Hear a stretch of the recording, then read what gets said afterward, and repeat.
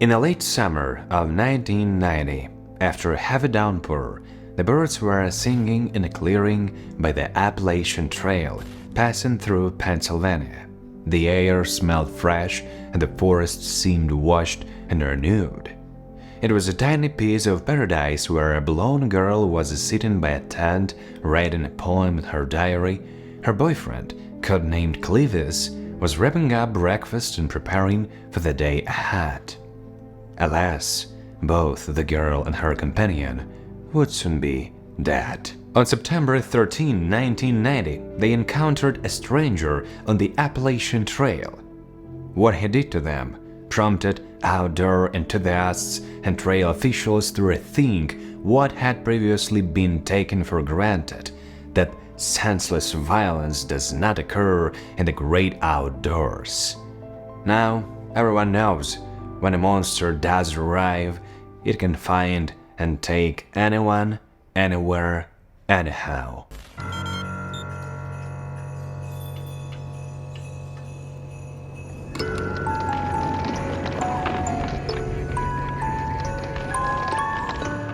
The Appalachian Trail is a mecca for true hiking enthusiasts. This route is the longest pedestrian trail in the world, with a length of about 3,500 kilometers. The route passes through 14 states along the ridges and valleys of the Appalachian Mountains, from its southern endpoint on Springer Mountain, Georgia, to its northern endpoint on Mount Katahdin, Maine. Since much of the trail is remote and desolate and weaves through mountains and dense forests, it is no wonder that, given the millions who embark upon it each year, the Appalachian Trail has borne witness to acts of cruelty and violence more than once. The earliest recorded attack occurred in May 1974, the most recent in 2019. So, my young detectives, let's dig into just one of these occurrences.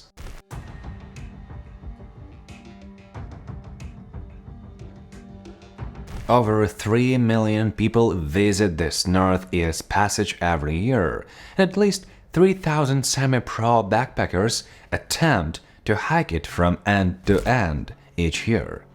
People from all over the world are drawn to the Appalachian Trail for a variety of reasons, such as reconnecting with nature, escaping the stresses of city life, meeting new people, or simply enjoying the hard work of traversing this beautiful landscape. Yet there are also many scary stories and urban legends circulating around this mythic mountain trail. Some of them are pure fiction. Other reported incidents on the trail, however, are very real. Solo hikers roaming great distances without any human contact can do wonders to the mind and its imagination. Hikers traversing this path will naturally encounter strangers at any given time. Some can be met in passing, or others may even have to shelter in place together due to a passing storm, or worse. Jeff Hood and Molly LaRue met in Salina, Kansas, where they both worked at a church-sponsored youth program. Their goal was to organize wilderness excursions for at-risk teens to teach them ways to cope with life's adversities by overcoming the rigors of hiking challenges. At age 26, Jeff was an easygoing, contemplative Tennessee resident with a thick beard, bushy, shaggy eyebrows, and a raspy, smoky voice. He was known as even-tempered and patient. Molly was a year younger and 25, a sunny, high-energy artist who had won a national stamp design contest as a high school senior in 1984. They shared a love for children in the outdoors. Jeff was a rock climber in Colorado and taught mountaineering at a Boy Scout ranch in New Mexico. Molly had spent 2 years in the Arizona desert leading wilderness therapy programs for children. She was a licensed survival instructor with a myriad of emergency first aid skills and years of hiking experience under her belt. Molly and Jeff were perfectly suited adventure companions, and the two knew it. They embraced the challenge of the Appalachian Trail as so many do. At a major crossroads in their respective lives, Jeff and Molly had just learned the youth organization they worked for was being dissolved in May and that they would be losing their jobs. So they wrapped up work and decided that a well-timed 6 months hike seemed like a fine way to figure out their next step. They planned to enter graduate school together in January after their expedition was complete. Though Molly and Jeff were undecided about which college to attend, they wanted to earn advanced degrees which could enable them to acquire their dream job of working with tribal kids. In Shaker Heights, Ohio, the phone rang for Jim LaRue. It was Molly, calling to tell her father the good news about her job loss and future plans. She told him about how she had always wanted to hike the Appalachian Trail and how it's finally all coming together and that she wouldn't be alone. She had a trusted partner to go on the trail with her. Her father had been pleased for her happiness and wished her luck and safety on the hike.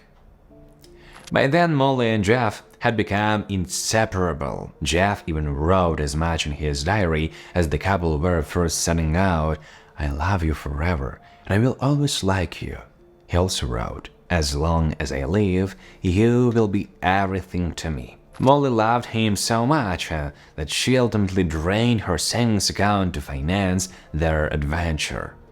They started in Maine, at the very beginning on the trail, intending to complete the trek all the way to the Amicalola Falls State Park in Georgia, just 2 hours north of Atlanta. One in only 10 hikers even complete this full journey. And so, on June 4th, 1990, after submitting Mountain Katahdin in northern Maine, the trail's terminus point, they were finally ready to properly set off on their long walk. Molly had a petite build, but with broad shoulders, blonde hair, and dimples. She was precocious, funny, and energetic. A timeless troll doll with blue hair famously dangled from her pack. Jeff carried a bright green, top-of-the-line metal-framed Gregory Cassin hiker's backpack. Little did they know the punishing ordeal they had assigned themselves to. Jeff and Molly kept trail diaries of their journey. Molly confessed early on in her journal, "Before undertaking this challenge, we reminded each other that there would be difficult days, days where we would ask ourselves, why are we doing this? Well, today was one of those days." Jeff's complaints were pretty much the same. "Our bodies have become so tired they cannot stand it anymore." As the path turned woody, it got worse. Sweaty, blistered, and mosquito bite-ridden, they slogged uphill with their heavy packs, pound by pound, to pain each step. Black kamikaze deer flies dive-bombed into their eyes and mouths on a regular basis. Nature can be truly unforgiving. Molly penned a poem about the tribulations entitled Slugfest by her trail name Nalgene. Jeff's was Clevis. Last evening I whispered, "I think there are less bugs." This morning, I'm braying on the slugs. Through the roof of our tent, I see their familiar sludge. The stuff that resembles butterscotch fudge, squished between my toes and my sandal. Yuck, this is something I just can't handle. Along the roller coaster trail from Maine to Georgia, there are some 260 shelters spaced about a day's walk apart where one can take cover from the elements, build a fire, and fix dinner. Usually there is a registry book where hikers leave notes about having been there or leave messages for others coming behind them. Before cell phones, these were sometimes the most reliable way for hikers to communicate along the trail. Despite the slugs and their similar pace, Nalgene and her partner Clevis left cheerful register entries at every shelter, thanking volunteers, welcoming fellow adventurers, and being silly and sweet. They were in no hurry to any single destination. It was easy to see why. Molly and Jeff constantly stopped to take pictures, examine plants, turtles, and salamanders, and take cornbread pancakes. They traveled at a picnic pace, sometimes camping from night to mid-morning or even midday. Then, on September 5, 1990, a 38-year-old farmer walked out of his tar paper shack on a tobacco farm in South Carolina, hitchhiked to the nearest Greyhound station, and bought a one-way ticket north. He was a short, stocky man whom employers found bright and hard-working. They also remembered him as a man with no past, kept to himself to the point of secrecy, and given to long unexplained absences. This time he had left behind a shack littered with trash and empty beer cans. A day later, he got off the bus in Winchester, Virginia, and embarked on a zigzagging hitchhiking journey west to Romney, West Virginia, north to Maryland, then northeast to Gettysburg, Pennsylvania, and so on, until 6 days after leaving the farm, he wandered into a library in East Berlin, Pennsylvania, looking for hiking maps. A librarian offered to refer him to the York branch, gave him directions, and asked him to sign the guest book. He printed the name Casey Horn. The man's real name was Paul David Cruz, and he was a fugitive wanted for murder. 4 years earlier, on July 3, 1986, a woman had offered him a ride home from a small-town bar in Bartow, Florida. She was later found naked and nearly decapitated on an abandoned railroad track. Soon after, Paul Cruz showed up at his older brother's house in Polkville, North Carolina, driving the woman's blooded Oldsmobile. His brother gave him a ride out of town and Paul disappeared. Police found the woman's car, Cruz's hunting knife, and bloody clothes. But the trail went cold. Since then, he had laid low, avoiding attention and revealing little about his past, which was troubled from the beginning. Abandoned as a child, Paul was adopted in Burlington, North Carolina, at the age of 8, but frequently ran away from home. In 1972, Cruz joined the United States Marine Corps trying to straighten out. He even married and fathered a child in 1973, but these steps toward respectability were short-lived. After attempting suicide in 1974, Cruz went AWOL. He was discharged from the military and divorced. Cruz drifted around the country until landing in southern Indiana in 1977, where he worked a string of low-paying jobs and met his second wife. But this marriage also disintegrated after she filed for divorce because he put a knife to her throat one night. Paul Cruz returned to Florida, where he got a simple job picking oranges every spring. On July 7, 1986, a warrant was issued for his arrest for the Bartow murder, and he fled. And now, 4 years later, on the evening of September 11, 1990, Cruz stumbled down a dirt road leading to the Appalachian Trail. At that time, the trail ran 25 kilometers alongside a paved road through Pennsylvania's Cumberland Valley, a shadeless, sun-beaten flat path devastating to the feet.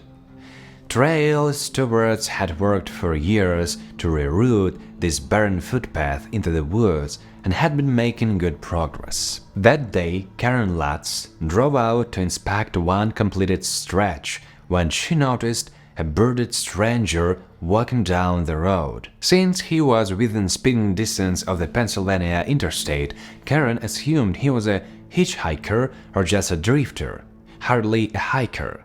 He wore a flannel shirt, jeans, and army boots, had a small backpack on his back, and carried 2 bright red gym bags, each emblazoned with a Marlboro logo. Head down, he appeared to be keeping to himself as he trudged onward, north towards Route 11. 2 hours later, the lads happened to be driving back when she spotted the stranger again, still trudging along. She continued on her way, slightly bothered that she hadn't offered him a ride, but there was something about that man, his unkemptness, his dress, his defeated appearance, that filled her with dread. If he hurried, she consoled herself, he could make it to the Darlington shelter. She had known that he had a long barrel, 22 pistol, a box of 50 rounds, and an 11-inch double-edged dagger hidden about his person. She also couldn't have known that he was currently one of Florida's most wanted criminals. But Karen Lutz had sensed evil radiating off the man Paul David Cruz, so she didn't turn back. Earlier that day, Jeff and Molly had set up camp at the meager Little Peters Mountain shelter. They were over halfway done with their hike, but conquering its rigors had yet to become second nature. Jeff and Molly continued to avail themselves to every natural wonder they happened across on the trail, lingering at every vista, taking a break atop every boulder. They even stopped to talk with whoever wasn't going their way. We made breakfast at the Allentown shelter, where we talked quite a while with Paul, a 15-year-old foster runaway, wrote Jeff on September 6. We discussed several ideas of things he might try in life, as they stumbled one day into canceling an at-risk teen on the Appalachian Trail, exactly what they had always wanted. A dream come true, a nightmare to come. The couple later followed the trail straight through into the town of Duncannon, Pennsylvania, where they ate pizza and walked 2 blocks to the also Appalachian's famous Doyle Hotel. The crumbling remains of an archaic building, Symbol is also considered a must-have stop for the trail. In 1990, the bar downstairs still served great burgers and cheap drafts and even $11 a night, which it wasn't for much, but it had baths and warm showers. What more could they want? Jeff and Molly unpacked their gear and called home. They had arranged to meet relatives in Harper's Ferry to celebrate crossing the halfway millstone. Bring soap and brushes, Jeff told his mother, Glenda Hood, so we can scrub the stench out of our packs. Glenda promised to bake and bring Jeff's favorite, a pumpkin pie. He had also told his mom to gather the family there, as he was likely going to propose to his girlfriend there, and then in front of her family as well, at the pumpkin pie. That evening, over shrimp and mushrooms, the couple signed the Doyle Register while simultaneously overturning a previous hiker's claim that he was the last northbounder of the 1990 season. Hey Greenhorn, you definitely aren't the last northbounder of the season because you can't read this, wrote Jeff. We will catch up to you to inform you ourselves. Good chow here, time to hit the trail, Clevis and Nalgene. On the morning of Wednesday, September 12, 1990, Molly and Jeff met up with Molly's older cousin and 2 other relatives downtown. Later, they went with them to the nearby truck stop to lunch.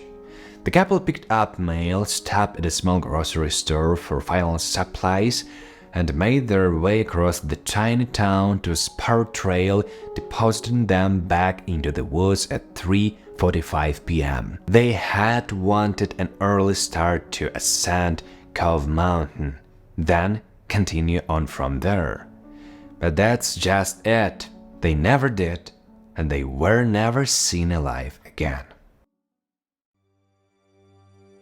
In the Cove Mountain Ridge on Pennsylvania's Appalachian Trail corridor, there is a clearing, a peaceful, timeless place blanketed with ferns and meadow flowers, sassafras and tulip vines. Tall oaks and hickories surrounded it on all sides like a dense wall. Cut off from civilization by a steep 100-meter scramble over jutting rocks, the clearing remains invisible to almost all but passing hikers who know about it. In 1990, a shelter called Thelma Marks Lean-To sat there with its back to the footpath. And Jeff and Molly climbed the lichen-covered stone and loose rumble leading to Buzzard Rock, a lookout with staggering views of the town, rivers, and patchwork farmland below. From there, a mild 1.5-mile walk atop the ridge took them to Thelma Mark's shelter, dark and slanted, awaiting them. They likely arrived sometime after 5 p.m. Its split-log floor could comfortably fit 4 or 5 or even 8 bodies. Plenty of room to roll out their bedding. Sunset was at 7:22 p.m. that day, but the lean-to was tucked under the mountain's east slope, so shadows cast by the rocky ridge covered the hut early. Darkness came quickly. Jeff and Molly were slain most probably between 5 and 7 the next morning. Little else is known of the event, but Paul Crews appeared on the scene. He shot Jeff 3 times, tied Molly's hands behind her back and looped rope around her neck. He raped her, then stabbed Molly 8 times in the neck, throat, and back.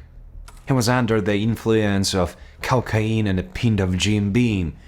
Crews took the liqueur and a pack of cigarettes filled with powdered coke on his hike.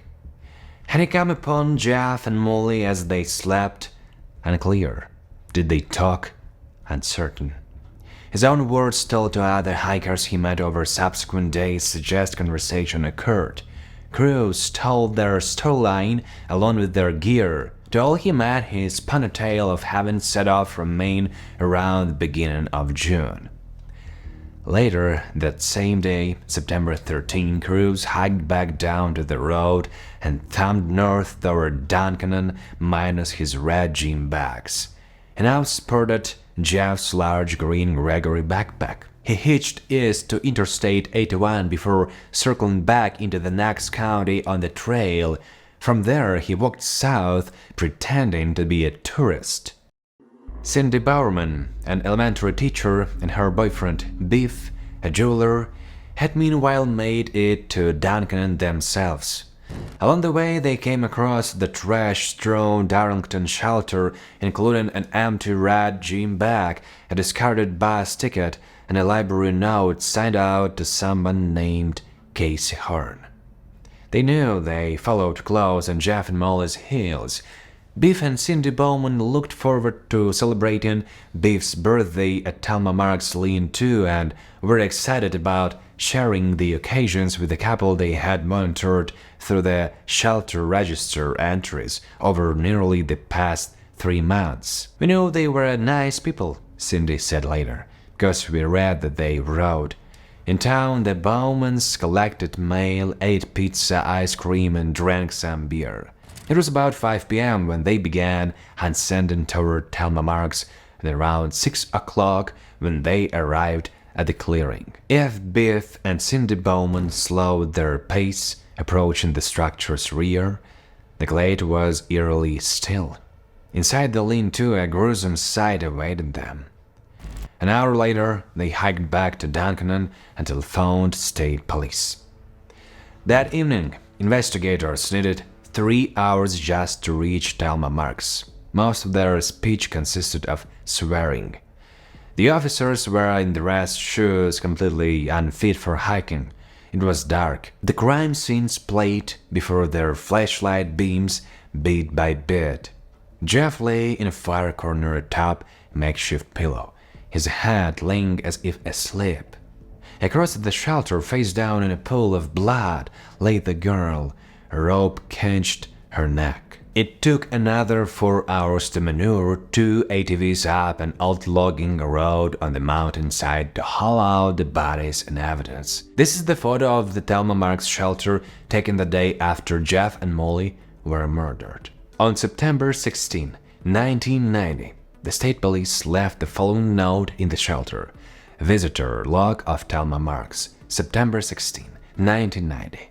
Note: please report any suspicious people or things you find in this area along the Appalachian Trail. Of particular interest was Jeff's bright green-framed Gregory Casson backpack. If you have any information, please call the state police in Newport. Glenda Hood, Jeff's mother, who lived in Signal Mountain, Tennessee, turned on the radio the morning of September 14 just as the news was reporting that 2 hikers had been murdered near Duncannon. Jeff had called from there 3 days earlier. She knew her son was very cautious. Nevertheless, she called Jim LaRue in Shaker Heights, Ohio, and told him what she'd heard on the radio. He burst into tears. Jim realized it was them. He saw Molly's mother, Connie, pull into the driveway and start unloading grocery bags. He went out and told her, "I think we're in the longest day of our lives." And so it was, and the days that followed were barely any better. While police searched for the murderer, the families held memorial services. Jeff was buried near his Tennessee home in a plot overlooking Signal Mountain. Molly's body was delivered to a funeral parlor near Cleveland, where the LaRues were allowed to view her beneath a sheet. The girl looked as though she were sleeping. It reminded her dad of when she was small, scared, couldn't sleep, and Jim could go into his daughter's room to hug and soothe her. He was grateful for this chance to say goodbye. The investigation hurtled forward. From Karen Lutz, investigators learned about the stranger with the gym bags. One turned up at Thelma Marks, another at Darlington Shelter. The library note gave them a name, Casey Horn, but as we know, this was a false flag. Paul Dowd Cruz was later captured walking across the Potomac Bridge and taken into custody by federal park rangers in Harper's Ferry. A hiker recognized Jeff's backpack on the stranger's frame and sounded the alarm. Cruz was also wearing Jeff's boots and watch on his wrist. Pennsylvania authorities then began building their case. Testimony commenced May 15, 1991. The state presented 60 witnesses and 158 pieces of evidence that spun a web around Cruz. He couldn't escape. He was arrested wearing Jeff's gear. He had both murder weapons in his possession. He abandoned his own gear at the crime scene, some of which turned up at the South Carolina farm, and DNA linked him to raping Molly. At sentencing, a psychiatrist testifying for the defense stated Cruz had a personality disorder and that ingesting whiskey and cocaine triggered an organic aggressive syndrome, a short period of time after taking cocaine where one can become aggressive. It is the only explanation offered to survivors of the slain couple. Paul Cruz has never spoken about the incident or any of his other murders. To police he gave only terse answers, said nearly nothing occurred, and as far as is known, has explained to no one why events in Thelma Marks lean-to took such a horrific turn. But he likely acted on impulse and opportunity. It was mundane. He happened upon the couple and saw in Molly a potential rape victim. Jeff was just an obstacle. Molly was a strong girl and may have prevailed against a single attacker, but Cruz had a gun and a knife, and it ended horribly. Jurors dubbed Paul Cruz the Beast and found him guilty and sentenced him to die by lethal injection. The wretched Thelma Marks lean-to, witness to a gruesome crime overrun by sightseers and varmints, was replaced by another. A work crew from the Mountain Club of Maryland took on building a new shelter out of logs. They removed the corrugated metal roof off the old one, dismantled its wooden walls, and sawed them apart. Volunteers burned the timber in a bonfire, scattered the stone foundation. It was more like an exorcism ritual that turned down an old shed. When finished, nothing remained of the original shelter but a clearing in the forest floor. Even the name was gone. The new shelter was christened Cove Mountain. Over the years, the wood of the replacement shanty has weathered gray. It blends unobtrusively into its surroundings, camouflaged by the forest. On the first Mother's Day after the murders, Glenda Hood climbed Cove Mountain. The trail overflowed with May's fresh fruits and flowers fully in bloom. She steeled herself to approach the clearing. Glenda expected it to be a dark, ominous place, but it was not. Sunshine filtered through the trees, and there was no way to know the horror that had transpired. The victims' families and friends found themselves cast as unlikely Appalachian Trail defenders. They heard all kinds of questions like, "Well, don't you think the trail is too dangerous to be used? Shouldn't it be closed down?" But Molly's parents knew she would not want her death to lead to shutting down the timeless footpath. She would not want people to stop having fun, making friends, and enjoying the natural beauties on the Appalachian Trail. And so they carry on doing just that to this day. In 2006, Paul Cruz filed an appeal, and that hearing, Jim LaRue, who had by then lived 16 years without his daughter, voiced what he believed Molly would want to hear him say to her killer. "Paul, I'm here today to forgive you for what you did.